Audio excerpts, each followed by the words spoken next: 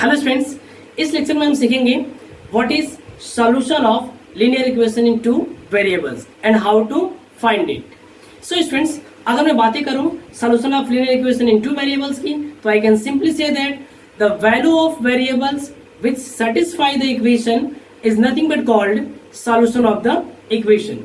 अगर मैं यहाँ से बातें करूं मेरे प्यारे बच्चों, जैसे कि मैं अगर आपके सामने एक इक्वेशन ले लूं, मैंने एक इक्वेशन ले लिया 2x plus y is equal to 11.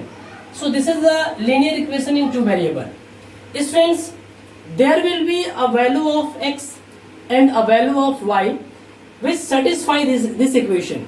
So students, अगर मैं बातें करूं कि यहाँ पे x की वो वैल्यू, जैसे मान लेते हैं कि अगर मैं यहाँ पे x की जगह पे लिखूं 3, x की जगह पे मैं कितना लिख दूं 3 लिख दूं, और y के जगह पे मैं अगर लिख लूं मेरे प्यारे बच्चों 5, और अगर मैं यहाँ पे x की जगह 3 पुट करूं तो मेरे 3 पुट करते ही ये आपको मिलेगा 3 2 जा 6, and when I write the value of y is equal to 5, so 6 plus 5 is equal to 11। आप देख पा रहे हो कि ये जो x और y की वैल्यू है, ये जिसको हम लिख सकते हैं ऐसे, पहले x कोऑर्डिनेट 3 एंड फिर y कोऑर्डिनेट, अर्थात बोल सकता हूं a pair of value, a pair of number.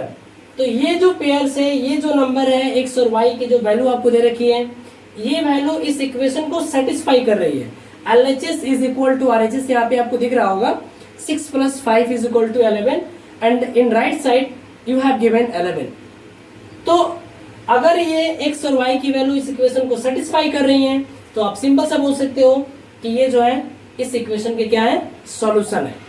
Students, questions में हमेशा आपसे पूछे आते हैं कि आपको एक linear equation in two variables दे दिया जाता है और पूछा जाता है कि इस इक्वेशन के 3 सॉल्यूशन निकालिए, इस इक्वेशन के 5 सॉल्यूशन निकालिए। तो कैसे निकालते हैं? It's very easy.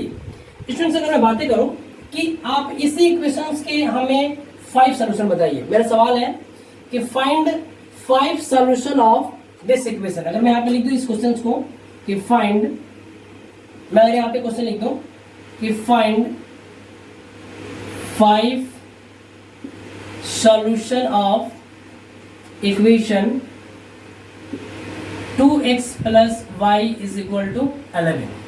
तो स्टूडेंट्स, आपको करना कुछ नहीं है, बल्कि आपको इस इक्वेशन को लिखना है यहाँ पे 2x plus y is equal to 11। अब हमने यहाँ पे क्या किया कि मैं इस इक्वेशन को ऐसे लिख सकता हूँ, जब ये 2x मैं उस साइड लिखूंगा तो ये आपका मिल जाएगा ऐसे। आप देख रहे हो ना कि ये जो इक्वेशन है, अगर मैं इसमें x के जगह पे कुछ भी रखूंगा उसके रिस्पेक्ट में आपको एक वैल्यू मिलेंगी। जैसे मैं अगर लिखूं कि if x is equal to 1, so y की वैल्यू कितनी मिल जाएंगी? आपको मिलेंगे 2 into 1 which is 11 minus 2 is equal to 9 मिल जाएंगे। अगर मैं इस पेयर ऑफ नंबर को लिखने का प्रयास करूं स्टूडेंट्स, तो मैं यहां लिख सकता हूं कि जब हमने x की जगह पे 1 लिखा तो हमें y की वैल्यू कितनी मिली? 9 मिली। तो this is also the solution of this equation because it will satisfy the equation. Similarly, अगर मैं और भी नेक्स्ट सॉल्यूशन की बातें करूं, and if I put the value of x equal to 3 4 5 anything you may write, so मैं यहाँ पे लिख रहा हूँ, इस पर 4 लिख रहा हूँ, मैं यहाँ पे लिख रहा हूँ 4।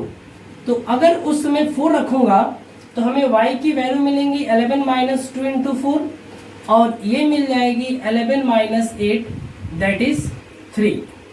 तो आप कह सकते हो कि ये जो मैंने यहाँ पे लिख रखा है, x की वैल्यू जब हमने 4 रखा तो y कितना मिला? y मिला हमें 3। So again this is the solution of this equation. Now अगर मैं x की जगह पे लिखता हूँ 0, तो हमें क्या मिलेगा? हमें मिलेगा 11 minus 2 into 0 which is 11 minus 0 is equal to 11। अर्थात आई कैन से दैट कि ये 0,11 जो है इस इक्वेशन का सॉल्यूशन है। सो सिमिलरली आप ऐसे ही 5 सॉल्यूशन निकाल सकते हो। जैसे मैं अगर यहाँ पे लिखूं x is equal to minus 3, तो आपको मिलेगा y is equal to 11 2 into minus 3, it is 11 and minus into minus become plus 6 that is 17। So I can write minus 3 comma 17। अगर मैं यहाँ पे लिख दूं आपके सामने x की वैल्यू 7 लिख दो तो आपको मिल जाएगी y की value 11 minus 2 into 7, so 11 minus 14 that is equal to -3।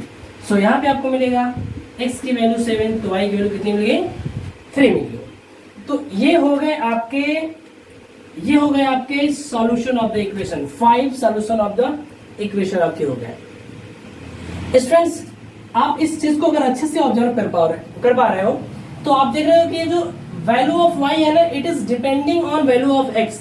इस कंडीशंस में हम इस x को बोलते हैं इंडिपेंडेंट वेरिएबल। इस कंडीशन में हम इस x को बोलते हैं इंडिपेंडेंट वेरिएबल्स, और इसको हम बोलेंगे स्टूडेंट्स, इसको हम बोलेंगे डिपेंडेंट वेरिएबल।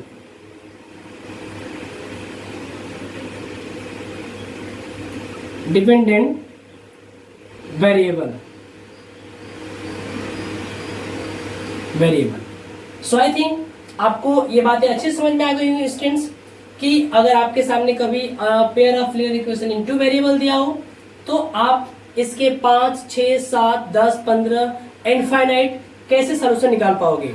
तो इस पूरे ऑब्जर्वेशन के बाद एक बात आप कह सकते हो कि अ पेयर ऑफ या a linear equation in 2 variable having infinite number of solution।